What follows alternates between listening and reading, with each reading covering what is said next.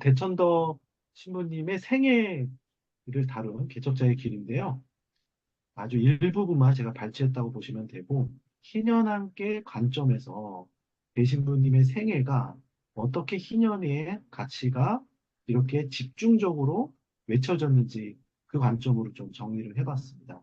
그리고 희년함께는 어떻게 해서 왜 대천덕 신부님을 그렇게 중요시 여기고 존경하고 우리의 가치와 방향성에서 핵심적인 존재로 여기는지 그 관계성에 대해서도 좀 설명을 드리도록 하겠습니다. 개척자의 길, 서문에 나온 글귀를 먼저 준비해 봤는데요. 읽겠습니다. 이 자서전을 쓰면서 기도하는 바가 바로 이것이다. 즉, 우리가 하나님의 능력을 힘입을 수 있다는 것과 때로 힘겨울 때도 있지만 위대한 개척자이신 예수님은 우리가 따를 만한 분이라는 것을 보여주고 싶다. 예수님은 우리가 스스로 알아서 하도록 내버려 둔 채 무작정 앞서가는 분이 아니다.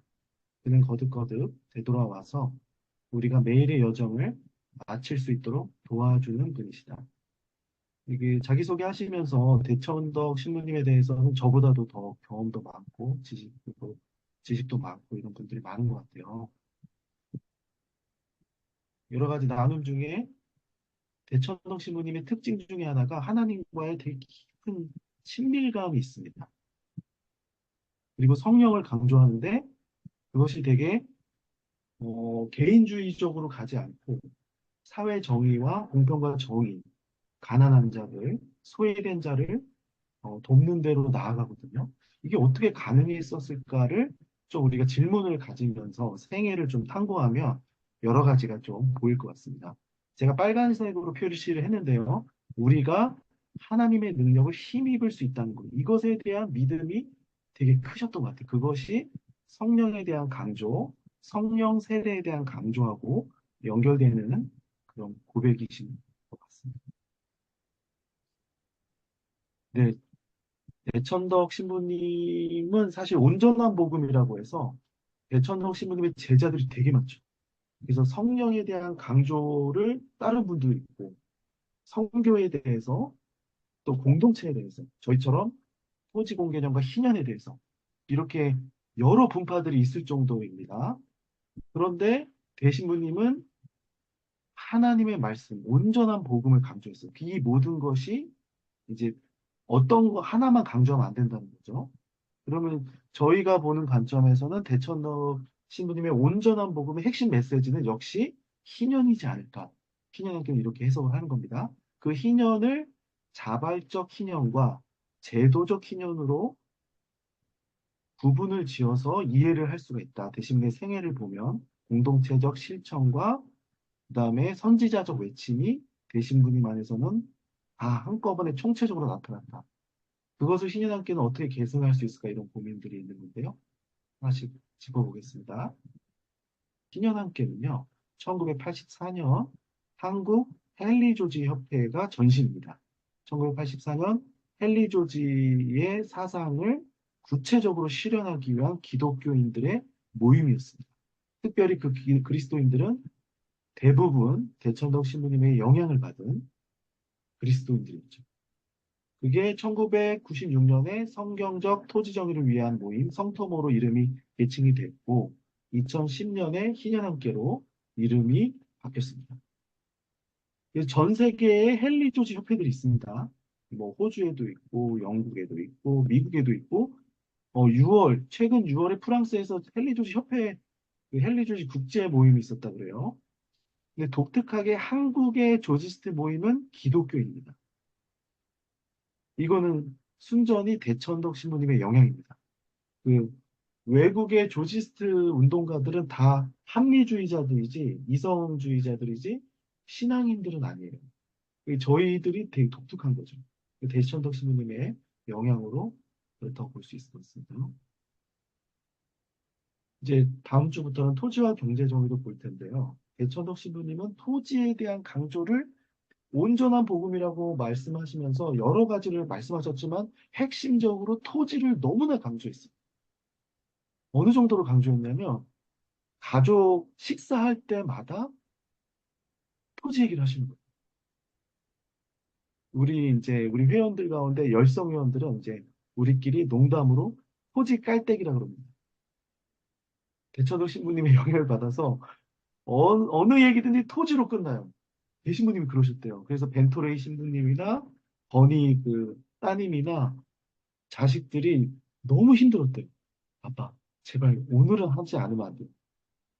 그러니까 이제 대신부님 무슨 말이냐. 하나님의 말씀을 문간에도 새기고 손바닥에도 새기고 계속 말해야 된다. 그렇게 대신부님만의 이 토지에 대한 그 마음이 너무 크셔가지고 이게 불이 이제 꺼지지가 않아요. 토지는 사람이 만들어낸 것이 아니라 하나님이 창조하신 것이라는 헨리 조지의 주장은 성경의 가르침과 일치한다.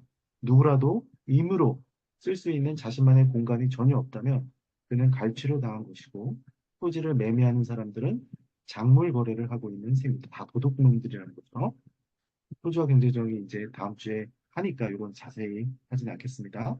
그래서 헨리 조지의 정치경제학을 성경적인 희년의 가치로 대신부님이 재해석하신 것이다. 그 영향이 한국 헨리 조지 협회나 한국 조지스트들한테는 영향이 되게 컸습니다. 그래서 한국의 조지스트들은 거의 다가 이제 기독교인들이죠. 기독교 운동과 이런 사회정의 운동이 되게 총체적으로 되고 있다고 보시면 돼요. 배신부님은 아시는 분은 다 아시겠지만 되게 유명한 집안이에요. 배신부님의 그 할아버지는 아처토레 1세, 이분은 무디 복음 전도에 되게 유명하신 분이죠. 무디 성서대학의 초대 교장이셨어요. 그 아처토레이가 성령론과 성령 세례에 대해서 되게 정리를 많이 하셨어요. 그래서 대신부님이 할아버지의 영향을 많이 받아서 성령 세례, 하나님의 능력으로 사역을 하는 것에 되게 집중된 관심을 갖고 계셨고, 토지 정의 역시도 성령의 능력으로 해야 된다는 것을 아주 강조하셨습니다. 그래서 이제 사실 사회 복음적인 공평과 정의를 외치는 분들이 참 많습니다. 기독교인들 가운데도. 그런데 저희 희년함께처럼 기도와 성령을 강조하는 곳이 많지는 않습니다. 기도와 성령을 강조하면서 사회 정의적 외침, 토지공 개념을 같이 외친 이걸 같이 가져가는 데가 그렇게 많지는 않습니다. 저희는 순전히 대천덕 신부님의 영향이라고 보고 있고요. 그 아들이신 아처토레 2세는 이제 대천덕 신부님의 아버지고요. 중국에서 선교 활동을 하셨습니다. 자연스럽게 대천덕 신부님은 아버지와 함께 중국에서 자라신 거죠. 그래서 자신이 이제 개척자익을 보시면 미국인이란 정체성이 없고 나는 중국인이다 이런 정체성이 있으셨어요. 그 다음에 이제 고등학교, 중학교 시절이죠. 그때 평양 외국 그 선교사 자녀 학교 그쪽으로 또 옮기셨어요. 그러니까 중국과 한국, 평양에서 이제 청소년 시절을 다 보내신 것이죠. 이 성장 배경을 좀 우리가 주목할 필요가 있습니다. 그러면 일반적인 선교사들하고 좀 독특한 지점이 있어요. 대천동 신부님한테. 왜, 대천동 신부는 왜 이런 관점을 가지게 되셨을까를 이해할 수가 있는데요. 중국 산둥성 지방에서 이제 아버지 선교사님의 아들로 태어났기 때문에 말씀드린 대로 조선과 평양에서 어린 시절을 보내셨고요. 요 앞에 이제 서두에 나오는 구절을 보시면 이분이 일반적인 당시의 선교사들과 달랐다 이걸 알 수가 있어요.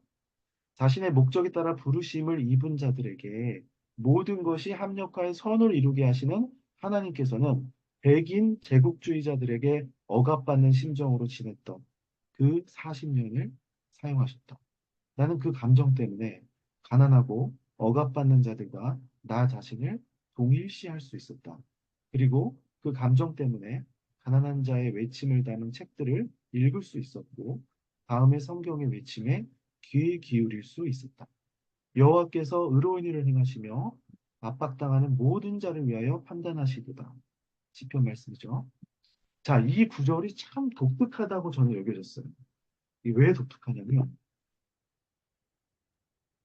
그 일반적인 당시의 선교사들이 그 다음에 선교사의 자녀들이 대천동 신부님 같은 관점을 갖지 못하거든요. 일반적으로. 그거에 대해서 조금 제가 이제 준비한 것들이 있는데, 먼저, 이제 이런 구절에서 대신부님의 독특한 시각을 볼 수가 있습니다. 중국에서 자란 나는 사회 문제, 특히 그 당시 지배적이던 가난에 무심할 수 없었다. 나는 우리 가족이 상대적으로 잘 산다는 것에 죄책감을 느꼈고, 가난의 원인과 가능한 해결책을 알아내려고 계속 노력했다. 국어라는 사람들에게 그저 주기만 하는 것은 궁극적인 해결책이 못 된다는 것을 일찌감치 깨달은 나는 궁극적인 해결책을 제시하고자 하는 사람들에게 매료되었다. 다른 책 저서에 이런 구절이 있습니다. 창세기부터 시작해서 성경의 전체적인 내용은 부자와 가난한 자, 압제자와 압박받는 자 사이에 빚어지는 불평등이 하나님의 뜻에 어긋나는 사악한 것이라고 끊임없이 지탄하고 있다.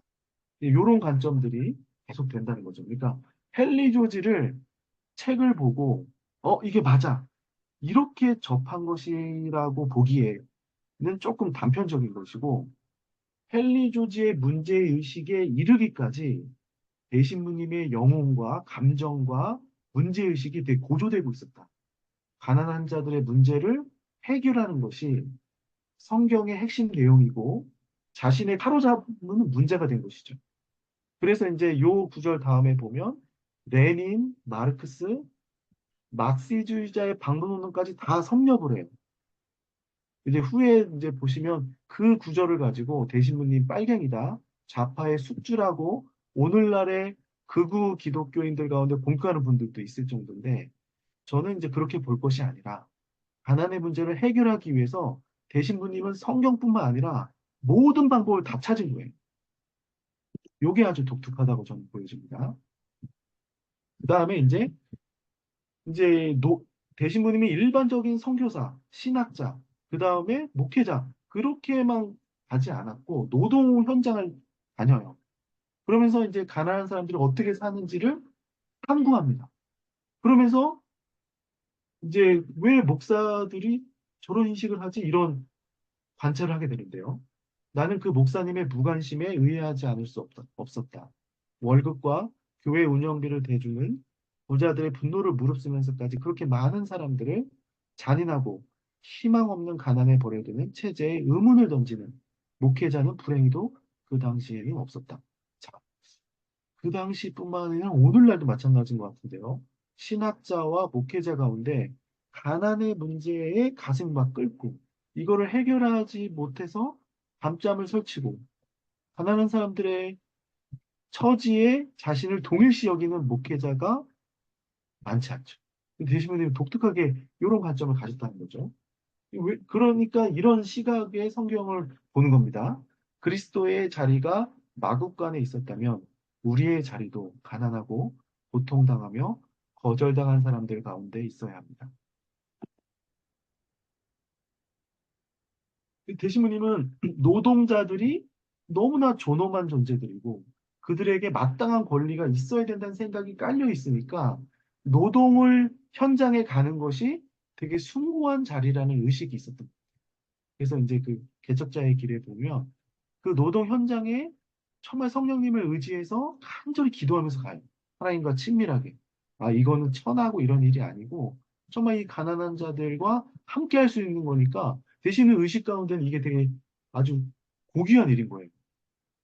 그래서 이제 1940년, 40년에서 42년까지 그 노동 현장, 고강도 노동 현장에서 일을 합니다. 얼마나 힘든지 정말 간절하게 하나님께서 근데 힘 닿는 데까지 일을 하는 거예요. 몸이 버틸 때까지.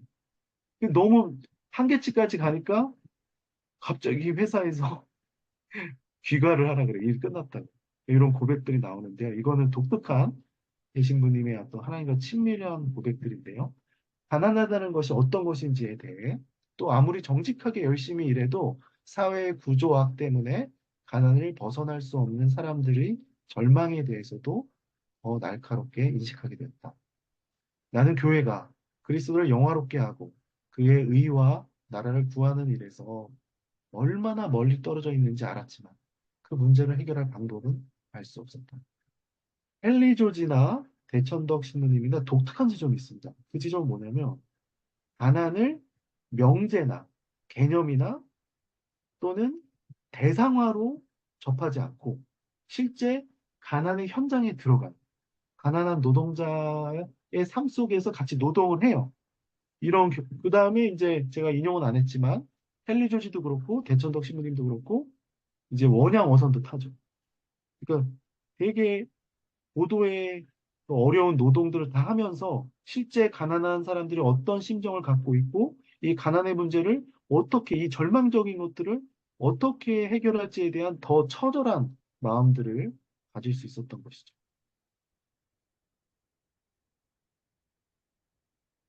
이런 이제 문제의식과 열정과 노동 현장에서의 경험들, 그 깊은 기도들, 이런 것들이 누적이 많이 된 겁니다. 그런데 이 가난의 문제에 대해서, 정의의 문제에 대해서 교회 공동체는 관심이 없어요. 오히려 부자들, 헌금을 많이 내는 사람들한테 관심이 많은 겁니다. 이런 거에 대해서 개천덕 신부님이 분노가 너무 심했어요. 그래서 막스도 경험하고 하다가 성공의 어떤 모임에서 그 현재인 사모님께서 헨리 조지라는 사람이 있다더라. 알려준 거예요. 이런 문제의식이 쌓여있는 상태에서. 그러고 나서 헨리 조의 진보와 빈곤을 보니까 문제의식이 많이 누적된 상태에서 진보와 빈곤을 보니까 이게 쑥쑥 들어오는 것이죠. 딱 보니까 이게 성경의 희년이다. 이렇게 해석을 하신 거예요. 그리고 그 진보와 빈곤을 계기로 해서 희년을 실제로 성경 연구를 깊이 하십니다. 신학을. 신학자들이 신학교에서 가르쳐 주지 않으니까 본인이 연구를 하신 거죠. 그리고 한국의 김윤상 교수님, 정강수 교수님, 한국의 대표적인 조지스트들이죠. 이 사람들에게 이제 책을 통해서나 정강수 교수님은 또 직접적으로 진보와 빈곤을 건네시면서 이렇게 영향을 끼치기 시작했습니다.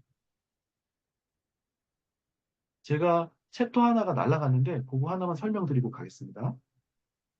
자, 유대용 교수님의 초기 미국 선교사 연구라는 책이 있습니다. 이제 그 책이 어떤 내용이냐면 우리나라의 미국인 선교사들이 이제 복음이 전했던 초기에 어떤 양태를 가졌는지를 되게 계량적으로 또 자료를 다 조사해서 조사한 그런 책입니다. 그 책에 보게 되면 특징이 뭐냐면 아처토레 2세나 대천동 신부님처럼 이런 반제국주의적인 시각을 가진 선교사들은 없었어요. 대부분의 선교사들은 제국주의적인 시각이 있었어요. 그게 무슨 뜻이냐면 이 제3세계의 가난한 국가들은 자본주의의 세례를 받은 선진국의 영향을 받아야 된다. 그래서 이제 문화와 교양을 배워야 되고 이런 관점이 있었어요. 좀 차별적으로 돼 있죠. 그래서 심지어 그 유대영 교수 연구를 보게 되면 우리나라에 온 선교사들, 특히 미국 선교사를 중심으로 연구를 했는데 그 선교사들이 미국의 생활을 그대로 한국에서도 지내는 경우가 많았습니다. 중국도 그렇고. 예를 들어서 미국에서의 그 생활 방식 있잖아요. 커피도 마셔야 되고, 깨끗해야 되고, 집이 좀 넓어야 되고, 이런 자신들만의 공간이 있었던 거예요. 거기다 이렇게 교차지라 그러나요? 그런데 자기 생활을 하고 선교를 할 때는, 전도할 때는 출퇴근을 하는 거예요. 그러니까 미국식의 삶의 방식을 유지한 상태에서 복음을 전했던 거죠. 왜 그런 생각을 했냐면 우리는 과학기술이 발전됐고 이런 복음을 통해서 이렇게 부를 누리게 됐으니 너희들도 이런 부를 누리려면 복음을 받아라. 이런 관점이 있었던 거예요. 그런데 대신부님의 아버지 아처토레 2세 같은 경우는 허드슨 테일러 영향을 많이 받았습니다. 허드슨 테일러는 중국 내지 선교라고 해서 그런 관점을 배척을 해요. 그래서 중국인의 삶의 방식, 중국인의 문화, 중국인의 삶으로 들어갑니다. 그래서 그들과 동화돼서 그들과 하나 되는 관점을 가져요. 그러니까 당연히 선교 열매가 더 많죠. 아처토레 2세는 허드슨 테일러하고 동역을 했던 분이고 우리 대신부님 역시도 그 영향을 받은 겁니다. 그러니까 대신부님은 기존의 선교사들과 달리 자신의 정체성을 중국인과 동일시 여겼던 거예요. 그래서 그 구절들을 보면 중국인 유모에 대한 엄청난 애정이 있어요. 근데 이게 일반적인 선교사들은 이렇지 않았다는 것이 아주 독특하다는 것이죠. 대신부님은 그래서 구약의 희년과 신약의 희년을 연결시킵니다. 그래서 구약의 희년은 율법이고 배척해야 될 게 아니고 그 구약의 희년 정신을 오순절 성령을 받은 코이노니아 공동체에서 우리 가난의 문제를 우리가 해결하자. 그래서 자기 토지를 다 팝니다. 성령을 받아서 구체적인 신년 실천을 합니다. 자발적으로 50년이 도래하기 전에 자발적으로 코이노니아를 실현했다고 보시는 거죠. 그것이 진정한 의미의 공동체였고, 그것이 자발적 희년이고 율법의 완성으로서의 희년이었다. 그러니까 구약의 희년과 신약의 희년이 대천덕의 신학에서는 하나가 된 것입니다. 대천덕 신부님의 코이노니아는 자연스럽게 중보기도 공동체인 예수원 공동체로 연결이 됐고, 그러면서도 그 공동체의 코이노니아를 사회화시키기 위해서 제도적 희년을 부르짖고 기도했던 것이죠. 대신부님의 생애에서는 이 구약의 희년과 신약의 희년이 총체적으로 실천되고 있는 것이죠. 이것이 바로 온전한 복음이었다. 성령이 오신 이유는 우리가 잘 살게 되는 것이 아니라 가난한 자에게 실제적이고 구체적인 해방의 기쁨의 소식을 전하는 희년을 실천하기 위해서, 희년을 이루기 위해서. 대천덕 신부의 성령과 대천덕 신부의 성령 세례는 그 중심에 가난한 자들입니다. 내가 진정으로 성령 세례를 받았다 그러면 가난한 자들이 기뻐야 되는 거예요. 이것이 일반적인 성령 운동했던 분들하고 많이 다른 것이죠. 근데 대신부님은 이 구체적인 사회정의, 토지공개념, 이 문제가 영적인 전쟁으로 봤습니다. 그래서 성령의 은사운동과 정의운동, 그 다음에 수도공동체의 강력한 기도가 필요하다고 봤어요. 그거는 제가 서두에 말씀드렸듯이 어느 누구나 하나님의 능력으로 더디필 수 있다는 것을 강조하고 싶었어요. 개척자의 길이라서 나는 믿음이 좋아서 내가 개척했다 이런 고백이 아니고 내가 연약하지만 그럼에도 불구하고 하나님 뜻을 행하고자 했을 때 그 고백을 받으시는 성령께서 성령 세례를 통해서 하나님의 능력으로 더딥혀서 그 하나님의 뜻을 나의 삶을 통해서 개척할 수 있게 하셨다. 이 고백을 하시는 것이죠. 그래서 성령과 기도를 엄청 강조합니다. 그래서 이런 대신부님 외침에 영향을 받은 그리스도인들의 모임이 희년함께다 보니 저희는 대천덕 신부님의 이 메시지를 이제 어떻게든지 실천하려고 계속 노력하고 어떻게든지 기도와 성령을 의지하려고 하고 이제 계속 성경의 내러티브에서 신앙의 고백으로서 사회정의 운동을 하려고 노력을 하고 있습니다. 또 84년부터 매년 여름에 이렇게 희년학교를 계속 하고 있고요. 예선의 중보기도, 대천동 신례 기도 이렇게 희년운동이 연결돼 왔습니다. 최근 한 3, 4년 전이었을까요? 거기 기독교들이 이런 이제 막스도 공부했다, 레닌, 스탈린 책을 빼놓지 않고 다 읽었다, 막 이런 구절을 보고 기독교 좌파의 숙주는 결국 대천덕이다 이렇게 막 공격을 하기도 했습니다.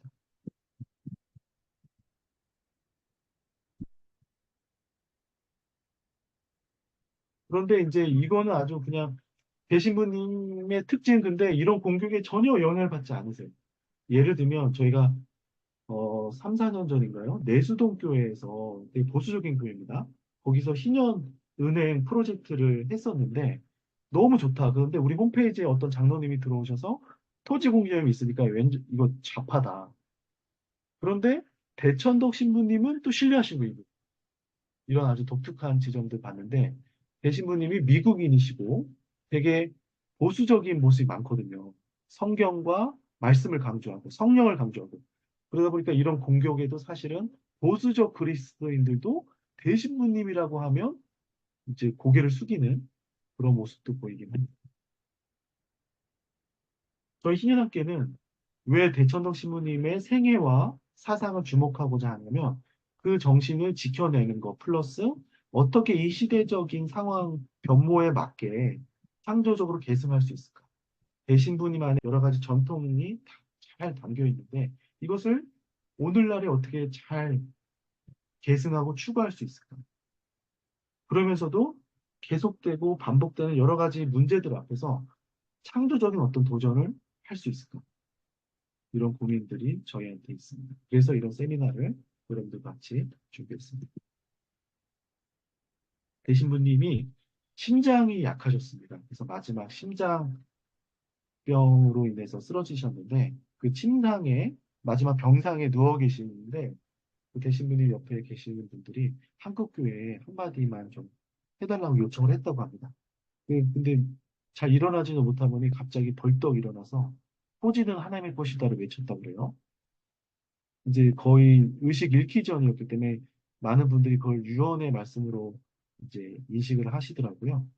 그러면 이제 그 옆에 계신 분이 그럼 어떻게 우리가 해야 됩니까? 지붕 위에 올라가서 외치라. 이렇게 끝까지 토지에 대한 외침을 강조하셨습니다.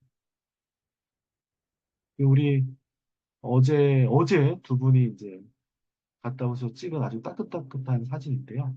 토지는 하나님의 것이라 예수원에 새겨져 있습니다.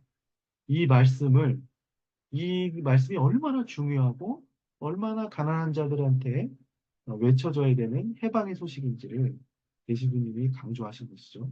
그럼 오늘날 우리도 하나님의 능력을 더입혀서 성령의 능력을 더입혀서 창조적으로 어떻게 지붕에 올라가서 외칠 것인가. 이것이 신약 함께 남겨진 아주 중요한 숙제라고 할 수 있겠습니다. 이것으로 발제를 마치도록 하겠습니다.